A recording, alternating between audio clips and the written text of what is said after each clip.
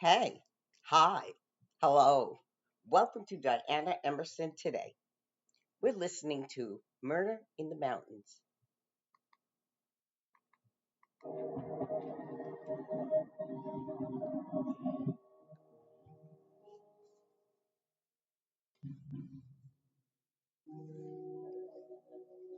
29-year-old Kelsey Bereth lived in Woodland Park, Colorado. Her friends described her as a country girl at heart, and from a young age she had loved driving tractors and bucking bales. She enjoyed traveling, the outdoors, and adventure, and her job as a pilot and flight instructor helped scratch this itch for seeing the world even more. It was on a dating website in 2016 that she met a Colorado cowboy, 32-year-old Patrick Frazee. Patrick lived on his mother Sheila's 35-acre ranch, where he trained cattle dogs and had horses and donkeys. 4 dogs, the beer dogs to train this fall and winter. Naturally, Kelsey was drawn to him right away, and the pair immediately hit it off. They soon got engaged, and in October 2017, Kelsey gave birth to the couple's daughter, Kaylee. Kelsey's mom Cheryl said her daughter, ever the low-key person, didn't want a big wedding at all. She wanted something nice and small between them and God. As the months passed, sadly for Kelsey, nothing seemed to change or move forward, and they were still in a long-distance relationship. Kaylee would live with Kelsey, and Kelsey would drive to Patrick's ranch on her days off. He wanted her to move in with him, but he lived with Sheila, and Kelsey said she just wanted to live with him and Kaylee, not his mother as well, so moving plans were at a standstill. Friends said over the following months things were getting tougher, and Kelsey's dreams of what she wanted for her family were quickly dissipating. She mentioned to friends that she was worried about Patrick talking to an ex-girlfriend as well, but she didn't know for sure. It was just another thing she was feeling low about. Having a baby is a hard enough challenge as it is, but with Patrick refusing to come and see her and his life not changing a single bit, she told friends she was struggling to juggle everything. He seemed to have just checked out, but she wasn't going to give up on what they had.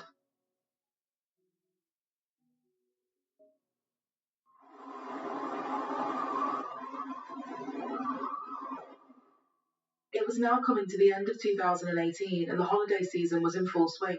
Kelsey was putting things to the back of her mind to enjoy spending time with Kaylee, who was now just over a year old, and her mum Cheryl.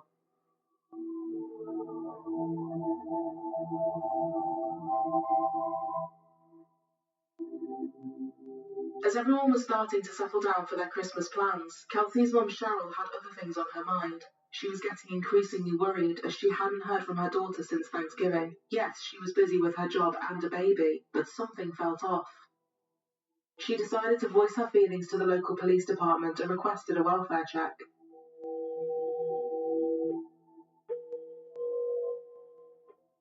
When police arrived at Kelsey's house, they spotted her car parked outside. There were some unwashed dishes and uneaten food on the kitchen counter, along with what looked like most of her belongings. All her clothes and bags seemed to be untouched, but they couldn't find her phone or purse. They said there were no signs of foul play, but a missing persons report was filed and Kelsey's information started circulating. Cheryl said the last time she spoke to her daughter was Thanksgiving morning, November 22nd. She had been baking some cinnamon buns and was going to head for some more food to make dinner. She was chatty and what sounded like in good spirits. For Cheryl, who spoke to her every day, she said nothing stood out to her about the call. Just after noon, Kelsey went to the local Safeway store with Kaylee for some more food. It appeared that Patrick was joining them for dinner, as she had sent him a text message and said, "I bought some sweet potatoes in case you wanted some sweet potato casserole."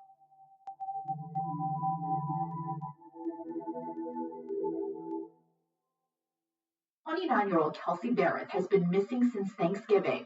The flight instructor and mother of a 1-year-old was last seen at this Safeway in Woodland Park, Colorado, near her home. If she's out there and doesn't want to be contacted, just let us know that she's safe and we'll let her family know. A vigil Sunday organized by her brother-in-law was held in Washington State, where some of her family lives. If they see her anywhere, please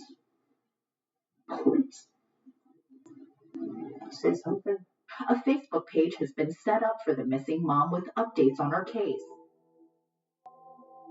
Naturally, the police wanted to talk to her fiancé as well. To their surprise, he told them that Kelsey had actually ended things with him just a day before Thanksgiving. He said they weren't meshing anymore, but they were going to work on things being 50-50 for Kaylee. So where was Kaylee now, they asked. Well, Kaylee was with him. A day after Kelsey called things off, Thanksgiving, they met briefly in an alley so she could hand over their daughter. Patrick told police he returned some of Kaylee's belongings to her at the same time. He then took Kaylee to his ranch for Thanksgiving dinner where she stayed, but Kelsey didn't come. He said he had heard from her a little bit over the coming days, and in one conversation he asked, "Are you awake?" She replied, "Sorry, I didn't hear my phone. Going to jump in the shower. I'll call you guys when I'm out." Later on, after a phone call, Patrick messaged her saying, "If this is truly what you want, I'll respect your wishes and give you space." But why the sudden end to things, they wondered.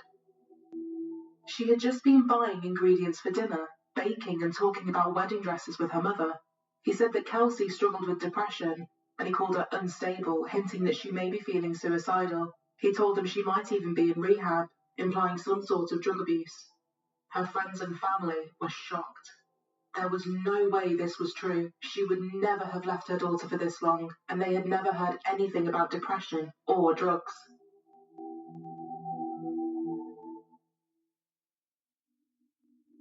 Cheryl said that Kelsey was trying to make things work, and it was in fact Patrick that had told her he didn't want to deal with things anymore.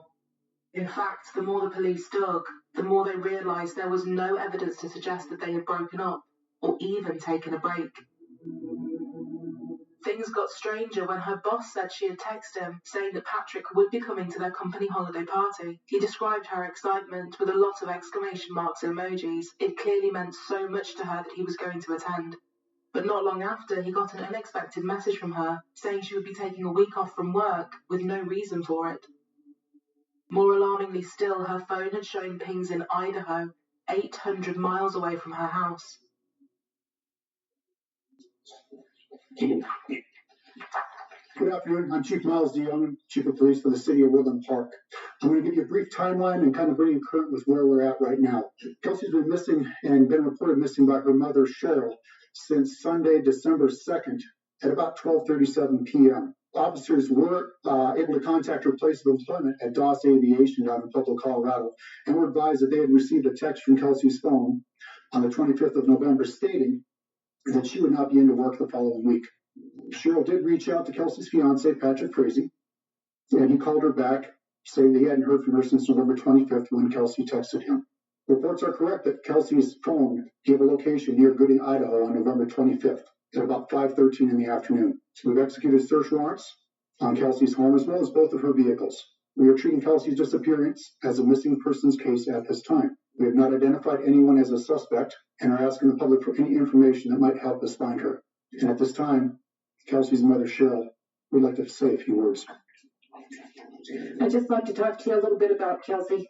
She's not the kind that runs off. This is completely out of character. Kelsey loves her God, she loves her family and friends, and she loves her job. She's reliable, considerate, and honest. We've created the Facebook page Missing Mother, Kelsey Barrett, as a site that gets her face out there, that's used to spread the word that she's missing. And we'd like to ask everyone to please share it. Don't use it as a place to speculate, interrogate, or to dog the administrators. We're all doing our best to get this information out. We're doing our best to respond to the questions and so forth, but that's what the police force is there for, and for the press site. Our sole goal is to get Kelsey out in front of everyone. Like I said, she doesn't run off, and someone knows where she's at. Kelsey, we just want you home. Call us if you can, and we won't quit looking. Commissioner, if I understand that Patrick was invited today, why is he not here? That was a question you'd have to ask him. Is he being cooperative? Yes, at this time, yes. Any other questions? She said she was invited. Is there any indication that she may have? Well, very good question. Yes, she is a flight instructor down in Pueblo. All airplanes are accounted for. There is no indication that she has taken off in an airplane and gone somewhere at this point. Where's the baby? The baby is with the baby's father, Patrick. What is that about? Do we think this is suspicious at this point? At this point, it's a missing persons case. I have nothing to indicate other than it is a missing persons case. Cheryl and Kelsey's brother Clint knew there was more to this, and they decided to start their own investigation, beginning at her house. They knew her place really well and could easily spot things out of place that perhaps the police wouldn't have known to look for. As soon as they walked in, they were hit by the heat. It was sweltering hot inside, and everything had been cranked up to full. The cinnamon buns she had made Thanksgiving morning were sat on the side, and her dishes had all been left out. Oddly, though, her refrigerator looked like it had been wiped down recently. You could still see the streaks on it. They saw the mat in the bathroom was gone, and her brother noticed what looked like blood on the toilet. Cheryl called the investigators back, and this time they brought luminol and the cadaver dog. They found blood everywhere, and DNA results confirmed it was Kelsey's. The lead investigator said, "It was until after I got done interviewing Cheryl Bereth and Clint Bereth that it began to cause me to think, this is just not characteristic of Kelsey. This is not something she would just up and leave." Kelsey was a very proud mom, a hard-working woman, determined, a great mom. She'd never gone off before. She was always in communication with her mom. There were no signs of a forced entry into the home. There were no signs of a struggle. At that point, I started thinking, this isn't a woman who would have left on her own. They got the FBI involved right away, and over the coming days, more press conferences were held, along with vigils, and a $25,000 reward was on offer for any information. There was now no other conclusion they could really draw from the blood, her total lack of contact with anyone, and the fact she had left her daughter. They believed Kelsey had been murdered.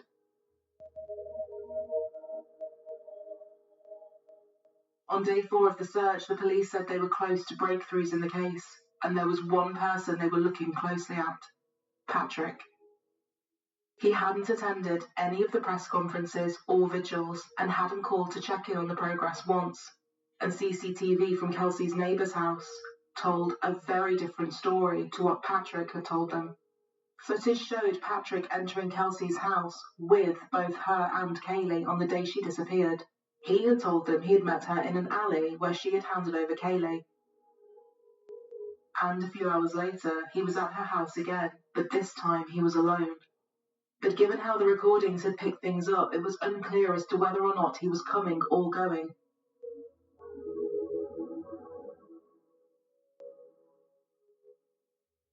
Kelsey's phone data also showed something else. They could now confirm that both hers and Patrick's phones had been together for several days after she was last seen, and her phone was last pinging all the way over in Idaho. And from there, several messages had been sent from her phone to Patrick, Kelsey's boss, and even Cheryl.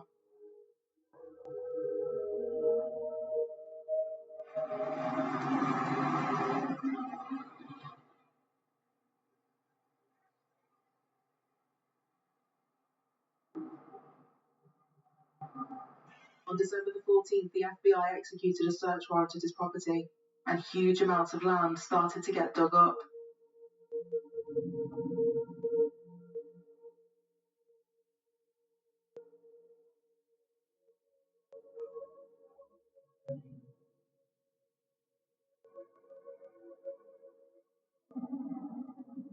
More cell phone warrants were written for Patrick's phone, as they tried to work out what the Idaho connection could possibly be.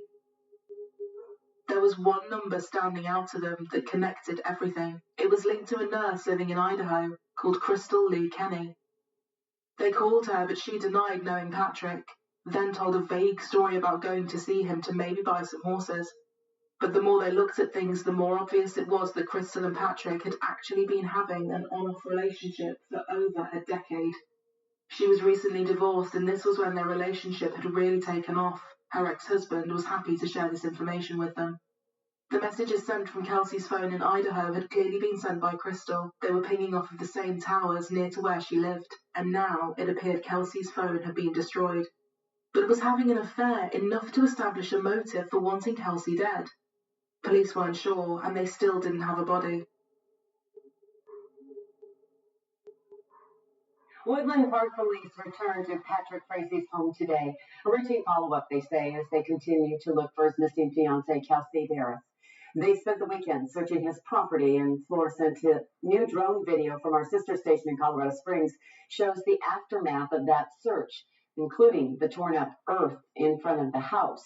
Investigators did not find Kelsey in that search, though they said they do want to talk to Frazee face to face. Investigators were back at the home of Kelsey Barrett, the mother missing from Woodland Park since Thanksgiving. Police and agents with the Colorado Bureau of Investigation were seen going in and out of that house this evening.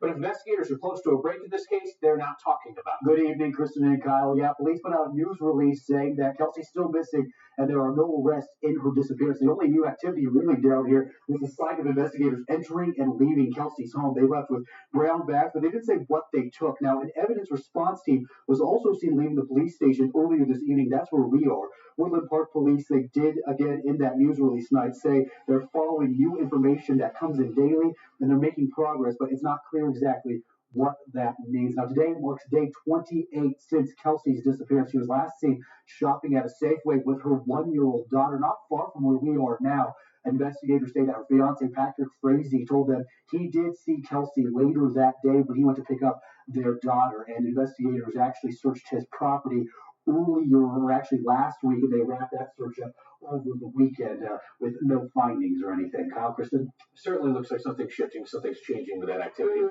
right, Jordan. A friend of Crystal's then came forward. She knew that they were looking at the pair in connection with Kelsey's case, and Crystal had shared something disturbing with her that she felt she now had to share. Patrick had said to Crystal, "I need you to take care of my baby mama," something Crystal and her friend both interpreted to mean, "I want Kelsey dead." Patrick had told Crystal that Kelsey was an abusive mom and drug addict, and he wanted to save his daughter and have full custody, but he needed Crystal to do it for him. He was also financially in a lot of trouble. He had just defaulted on a $72,000 loan and had not paid Kelsey the agreed $700 a month in child support since July. He was listed as the beneficiary to a large life insurance policy that had recently been taken out by Kelsey, which, as well as wanting full custody and the ongoing affair, provided another motive for wanting Kelsey out of his picture. The police went back to Crystal and put all of this information to her, and the truth finally started to come out. She admitted that yes, she and Patrick had been having an on-off affair for years, and Patrick had asked her to kill Kelsey for him, firstly by poisoning coffee and dropping it off at her house pretending to be a stranger, and then beating her to death. But when these plans didn't come to anything, frustrated, he decided to carry out the awful plot himself. Crystal, now knowing how serious this all was, agreed to show the investigators around Kelsey's home, tell them everything start to finish, and testify against Patrick. But on one condition: she would plead guilty to the far lesser charge of tampering with evidence, a charge which, if convicted, she would only get a maximum of 3 years for. The prosecution were torn but ultimately agreed, describing it as a deal with the devil, but they needed the truth. Crystal walked them around Kelsey's house. It's 11:15. We're inside Kelsey's apartment with Crystal. Her attorney's with us. And you came in. What did you see? When I first walked in, I found blood all over the floor. There's blood on the wall.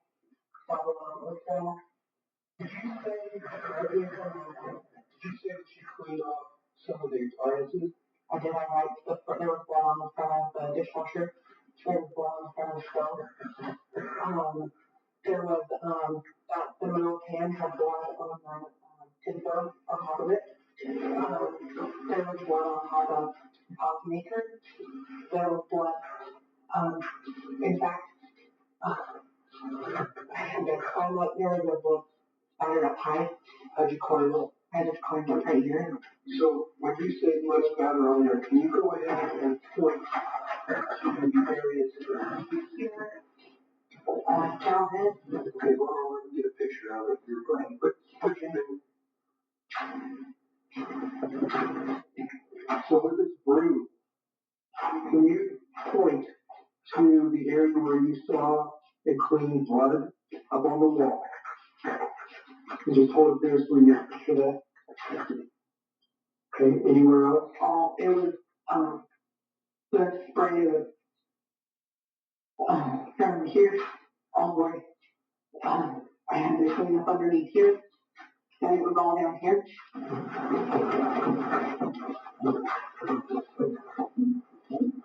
ahead. Just like what I'm all there. I moved the couch. I wiped the couch off. There was one behind the couch down the wall. There was a stand, some sort of stand right there by the couch, and the lamp and that basket were on it. I worked from that side all the way around to the upstairs. And then I did the bathroom and the kitchen and mopped the floor. Using her admissions plus cell phone records, the police now had some sort of timeline and their case against Patrick was strong. On November 22nd, 2018, the same day Kelsey was last seen, there was a lot of contacts between Patrick and Kelsey's phones, which started at around 1 a.m. Kelsey sent a text to Patrick at 9:37 a.m. and then they spoke on the phone for a few minutes too. She told him about the Thanksgiving dinner she was making before going to Safeway at 12:20. At 12:31 p.m, Patrick called Kelsey and they spoke on the phone for just 30 seconds. Patrick said that as they were now over, they then met in an alley to swap Kaylee over, and that was the last time he saw her. But as they now knew, this was not the last time he saw her. Both of their cell phones were connected to the same tower between 1 p.m. and 4:30 p.m. that afternoon. At 1:24 p.m, Patrick could be seen entering the front door of Kelsey's house with her. Once inside, according to Crystal, he blindfolded Kelsey and asked her to smell some scented candles, telling her to guess the scent. He then grabbed a baseball bat and, in his words, started swinging. He beat her to death, knocking out some of her teeth in the process. While this was happening, her daughter was playing in the other room. Her last words, according to Patrick, were, "Please stop."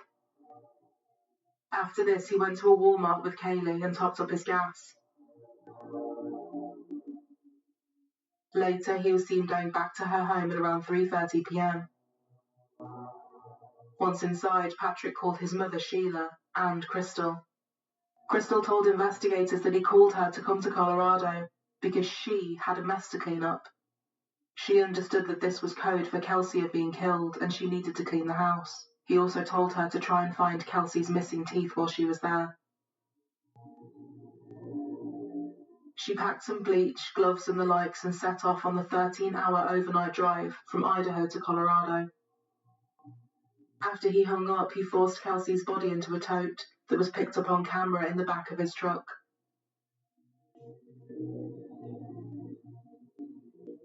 In total, he had been picked up entering and exiting her house 11 times that day. Both his and Kelsey's cell phones were connected to the same towers as he drove to a place called Nash Ranch to temporarily hide her body. He then left to have Thanksgiving dinner with Kaylee and his family. When Crystal got to her house, she cleaned it for hours. She alleged that she purposely left several spots, claiming that she wanted him to get caught and the truth to come out at some point. In the interview, you told us that you had left blood spots. Can you show me where you left those? Okay. All right. I got them down low on the top.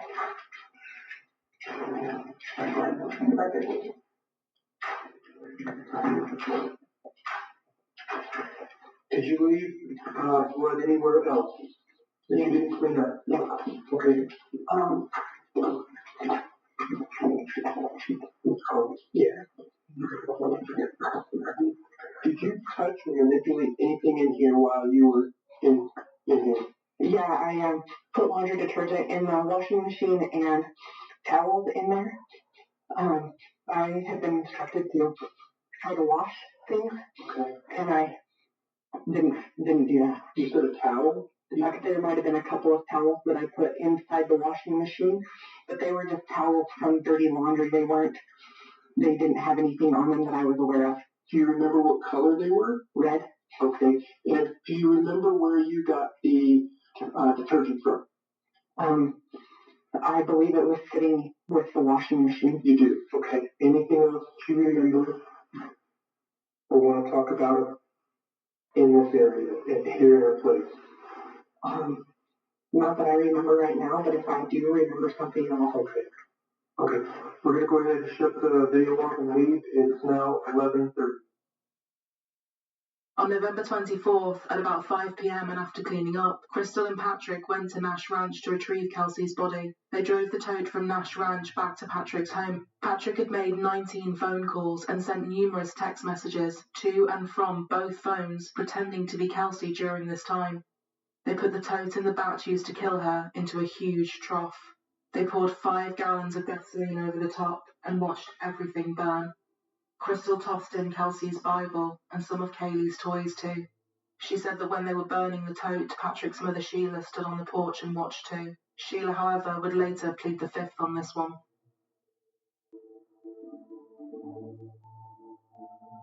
Crystal then took Kelsey's gun and phone to Idaho to continue creating a fake narrative with texts.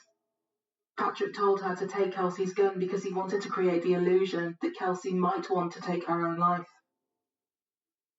At some point, Crystal destroyed Kelsey's phone, and Patrick went into a Verizon store to ask if they could recover information if the phone was no longer working.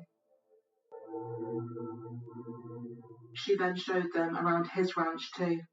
2018, it's about 8:30 p.m. or a.m. and we're up at Patrick Frazie's property. So, Crystal, can you again kind of just describe to us right now? First, the container. If you could describe the container that we talked about yesterday.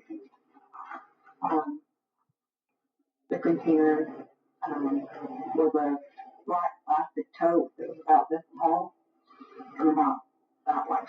And then, as far as the container, the tub, if you will, that tote container was put in, can you describe that again? It was an aluminum water trough, round, no bottom on it. I put it right there. I got out and spoke with him. We talked for probably an hour and a half. He needed to do his chores. He went in and got his little girl. I carried his little girl around while he finished his chores. He gave me Kelsey's phone and gave me instructions on what to do with the phone.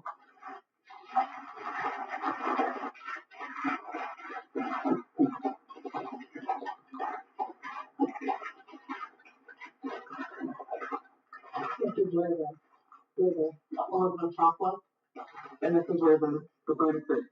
Where is it now, if you can direct us to where Patrick got the trough? I don't know where he got the trough from.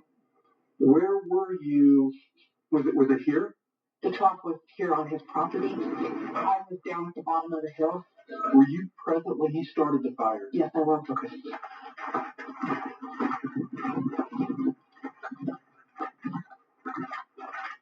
I believe yesterday you said that you also collected wood and put into the burn pit. Yes, I did. Did you recall, or did you go anywhere else, or did you see Patrick go anywhere else? What about the accelerant? You know that obviously It's gas. Okay. And then he also threw in motor oil.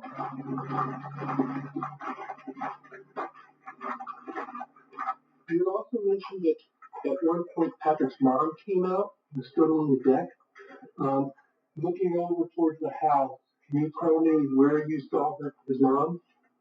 I can just see her stuck out between the two trees. We're going to go ahead and turn the camera off now, and it is 9 a.m. Crystal's best friend that she had confided in told her she regretted not passing on the information before anything happened to Kelsey. She believed Crystal was scared and said she had very, very good reasoning for whatever it is she may or may not have done. On December 21st, less than a month after she had been reported missing, Patrick Frazee was arrested and charged with first-degree murder, solicitation to commit murder, along with 6 other charges.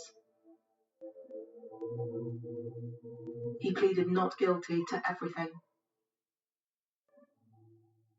Start tonight with the new information we've learned in the Kelsey Barrett case. Thanks for joining us. I'm Kagan Harsha. I'm Aristaea Brady. Court records showing the couple was expected to face a judge together in the coming days. Here's how the search for Kelsey Barrett has unfolded so far. She was last seen on Thanksgiving Day on this surveillance video you see here. This is from the Safeway in Woodland Park.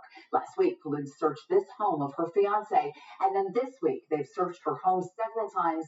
And the breaking news this morning, her fiance, Patrick Frazee, arrested, charged with first-degree murder. This is where Patrick Frazee is locked up tonight without bond, so he's probably going to be here for quite some time. Meanwhile, in just the last couple hours, I've learned Frazee was set to have a temporary custody hearing next week with the mother of his one-year-old daughter. Now, mind you, this is the same mother he's now accused of murdering. Investigators have recovered a number of items that make us suspicious that the crime did occur at Kelsey's residence. Woodland Park's Chief of Police, Miles DeYoung, is not saying exactly what that evidence is. But investigators were at Kelsey's home both Friday morning and Thursday night, the same time an arrest warrant for Frazee was being drawn up. This has been a methodical and time-consuming multi-state operation, with investigators working nearly around the clock to find Kelsey. Those investigators include nearly 30 FBI agents who have been heavily involved in this case here in Colorado and in several other states. Frazee made his first appearance in court Friday afternoon on a video screen inside this courtroom. No one from Kelsey's family was there, but this woman, who later went to Frazee's family home, was. Yeah, so emotional. Right now on KVR.com, you can see a legal breakdown of soliciting for murder and another newsworthy case involving that charge. There's also a lot of questions still remaining, like where Kelsey is and where her phone is. Crystal Lee Kenny pleaded guilty to tampering with evidence and became a star witness for the prosecution. Nurse has offered her own confession, what she admitted to today. The mystery woman at the center of the Kelsey Barrett murder case tonight making a deal with prosecutors. Crystal Lee Kenny pleading guilty to helping Barrett's fiancé Patrick Frazee get rid of evidence. Multiple sources say Kenny and Frazee were romantically involved. Her family says the only reason she helped him is because he allegedly threatened her. You see him, he's in cuffs. Kenny was free to go today, but she could eventually be sentenced to jail time. And as part of her plea deal, she agrees to testify against Patrick Frazee in his murder trial. The lead investigator said in his 37 years on the force he had never had a no-body case before, and although he was glad that he could get some answers from Crystal, he now knew there were no remains for Kelsey's family to lay to rest. He had to really gear himself up for the conversation and said, "In my mind, I'm hoping we're going to find the body. And when she tells us she's burned it, I thought, how do I tell Cheryl? How do you tell a mother and father that your daughter's been burned? It's hard to tell a parent, but to tell them this happened, I couldn't do it." Sheila, his mother, was also briefly detained but not placed under arrest. The courts held an emergency custody hearing to determine what would happen to Kaylee. Patrick's parents were fighting for custody, but the judge determined Kaylee should stay with Cheryl. If what Crystal said was true, then given the fact Patrick's mother watched him burn Kelsey's body, it's good to know that custody did not go to her. To some of Kelsey's friends, it came as no shock that Patrick was behind what had happened. Patrick's ex-girlfriend Vanessa said she saw this side of his character during their relationship. She said, "I was attracted to his sharp wit and he was excellent at reading people, but his behavior quickly became emotionally abusive and controlling." Their on-again, off-again relationship ended in 2014, when Vanessa said she came across the definition of a psychopath online. It fit him to a T and matched all of his behaviors, and she decided she had to call time on things once and for all. Vanessa believed Crystal was under his spell just as the way she used to be. He's a very, very complicated individual, and he's very, very smart. And like I said, he can read people really well, and he knew how to press people's buttons, she said. The trial of Patrick Frazee, the Colorado man accused of killing his fiancée, begins today. In October 2019, almost a year after Kelsey was last seen, Patrick's trial started. During the trial, cameras and live reporting were banned and security was tight. The jury would hear from some key witnesses, including Crystal and an inmate that had shared a cell with Patrick. Patrick had passed the inmate notes on toilet paper, asking him to help kill people on the outside that knew what was going on. Crystal was one, and her best friend and Cheryl were two others. One note read, "They all need to disappear, unseen until 11:22 after the trial. I'd really like to see Crystal with a bullet in her head. No video, no weapon, no body, no forensics. It only took a jury a little over 2.5 hours to find Patrick Frazee guilty on all counts in the death of his fiancée, that young mom, Kelsey Barrett. After just a few hours, the jury, unsurprisingly, returned a unanimous guilty verdict.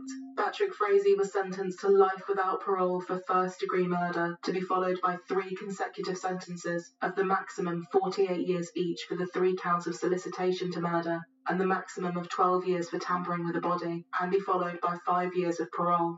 In total, he was sentenced to life without parole, plus an additional 156 years. Patrick Frazee will die in prison.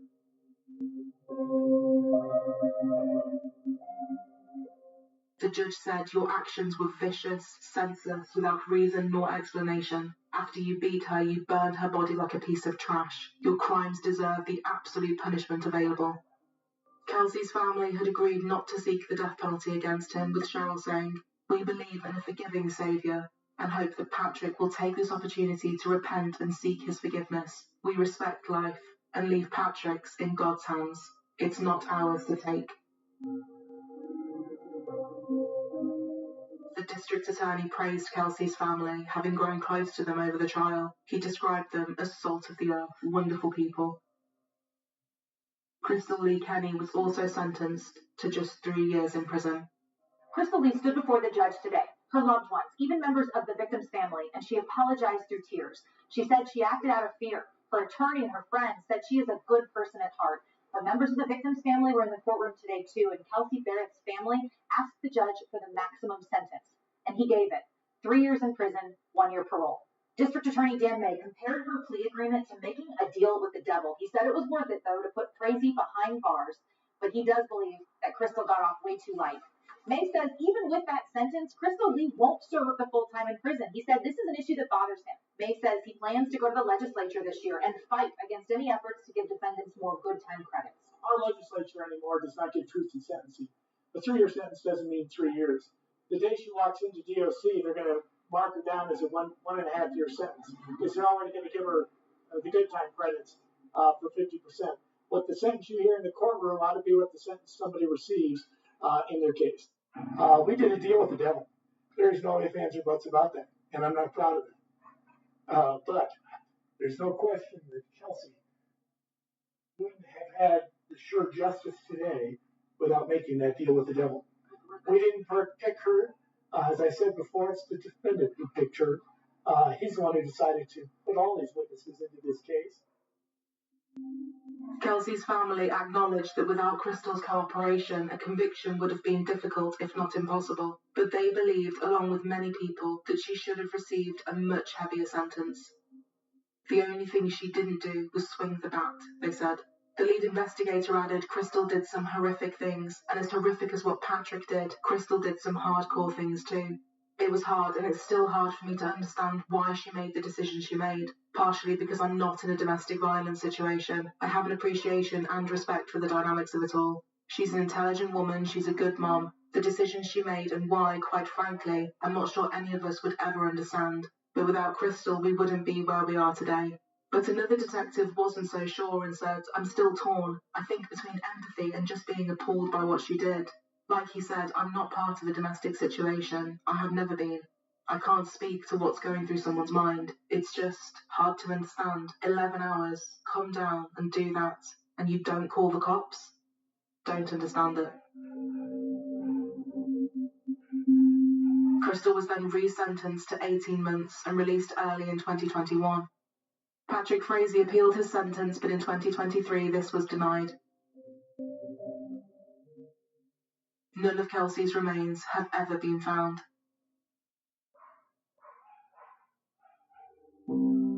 What happened in the small community that Thanksgiving Day definitely left a dark cloud over the town, one that everyone was keen to try and remove as best they could. Volunteers, construction workers and other local businesses came together to donate their skills and materials to rehabilitate Kelsey's now damaged house so that it could be resold. It was our way of showing that Woodland Park isn't about Patrick Frazee, it's about good people, one neighbour said. To think that Kelsey's daughter will grow up without knowing her is heartbreaking. And for what? What on earth possessed Patrick to do this is still not known. It was a senseless murder for simply nothing more than murder's sake. Kelsey's uncle said his whole family are big huggers, but Kelsey definitely gave the best ones, and that is something everyone will always miss. A detective said there's questions we have never answered. I don't put pictures of victims in my cubicles or anything like that. I think we all remember our victims, all of them in cases like this. Kelsey's just going to be one that sticks with me for a long time. I can't fathom why Patrick did it. I don't know what possesses an individual, be it Patrick or anyone else, to be so angry and violent to the mother of their child. I just don't know. Another officer and the district attorney added, unfortunately, we never got to meet Kelsey in real life. We would have loved to have met her under a different circumstance. For a woman to be involved in the aviation industry or the military, it's not an easy task. It's a difficult world to get in, but she had no difficulties at all. She was so well respected, she was revered, she was appreciated. The comments that her co-workers made about her, even how the students talked about her, really showed what a wonderful person she was, and just how dedicated she was to not only her daughter, but to her country. How we feel means nothing. I hope if Kelsey's soul has the ability, she knows that people did care, that we, all of us involved, all the people from the FBI, CBI, the DA's office, everybody, people did care. She was and still is important. She always will be.